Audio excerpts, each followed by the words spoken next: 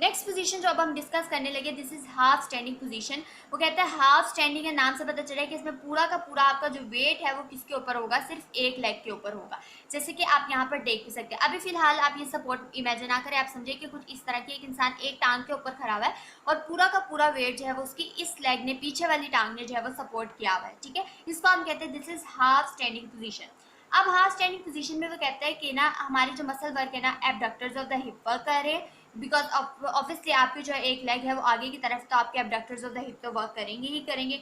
उसके अलावा lumbar side flexor, lumbar spine के जो फ्लेक्सर्स हैं वो आपकी एक अपराइट पोजीशन को मेंटेन करने के लिए, आपका बैलेंस मेंटेन करने के लिए, वेट को सपोर्ट करने के लिए लंबर साइड के जो है वो फ्लेक्सर्स भी इसके अंदर काफ़ी वर्क कर रहे होते हैं। ठीक है, इसलिए इसमें वर्क करने का ये भी होता है कि हमारी जो ट्रंक है वो एक अलाइनमेंट में रहे। उसके बाद जो है ये हमारे पास बैलेंस को मेंटेन करने के लिए जो हमारे muscles of the supporting leg है, फॉर एग्जांपल अब ये चीज़ इमेजिन करिए, आपके नीचे आपने कोई स्टूल प्लेस कर लिया है और उसके ऊपर जो है वो आपने अपने फीट प्लेस कर दिए, तो इस केस में क्या होगा, हमारे जो मसल्स होंगे ना, इस सपोर्टिंग लेग है जिसको आपने बेसिकली सपोर्ट किया है, ये वर्क करेंगे ताकि जो है वो पोजिशन का बैलेंस जो है वो ईजिली मेंटेन किया जा सके। उसके बाद अगर हम देखें तो इफेक्ट्स एंड यूजेस इस पोजीशन की क्या है कि जो इसमें बैलेंस है ना वो काफ़ी डिफिकल्ट है। ऑब्वियसली एक टांग के ऊपर आपका वेट आ रहा है तो बैलेंस तो डिफिकल्ट होगा ही होगा। उसके बाद वो कहते हैं कि अनसपोर्टेड लेग इज फ्री, यानी जो आपकी ये जो समटाइम्स ऐसा होता है कि आपने जो है वो इससे आगे समझे कि इस तरह से आपने जो है वो किया, इस वाले लेग को आपने सपोर्ट किया हुआ है और इस वाले लेग को आपने अनसपोर्टेड छोड़ दिया। ठीक है, ये मैंने आपको पीछे बताया भी है। तो अगर आपने अनसपोर्टेड लेग जो है वो इसके अंदर, सपोर्टेड लेग के ऊपर आप सारा वेट आ गया, सारा वेट आपने सपोर्ट के ऊपर ट्रांसफर कर दिया, अब ये जो हमारी पीछे वाली टांग है ये रिलैक्स हो जाएगी, इसके ऊपर आप कोई वेट नहीं आ रहा। तो अनसपोर्टेड लेग जो है वो इस कंडीशन में क्या रहेगी, आपकी फ्री रहेगी, क्योंकि आपने चाहे वो स्टूल के ऊपर या किसी चीज़ के ऊपर उसको प्लेस कर दिया है। उसके बाद वो कहते हैं कि हमारा जो एब्डोमिनल वॉल का प्रेशर है ना वन साइड पे वो रिड्यूस हो जाएगा। अब वो हमारी जो एब्डोमिनल मसल्स होते हैं ना, वो क्यों हमारी डिफरेंट मूवमेंट्स में ना एब्डोमिनल मसल्स बहुत इंपॉर्टेंट रोल प्ले करते हैं, क्योंकि वो एज अ बैलून एक्ट करते हैं आपके पोजीशन को मेंटेन करने में। ठीक है, वो हम आगे बायोमैकेनिक्स में बहुत डिटेल में पढ़ेंगे।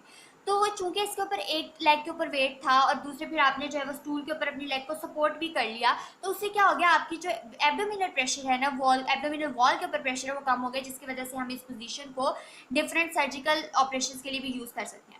अब नेक्स्ट जो देखते हैं वो कहते हैं हैमस्ट्रिंग की टेंशन इंक्रीज हो रही है, या straightening of the lumbar spine हो रही है, लेटरल टिल्ट ऑफ पेल्विस और टोज जो है वो only lightly on the floor पे रेस्ट करी। इस चीज़ को समझने के लिए हम इस लाइन को पढ़ते हैं।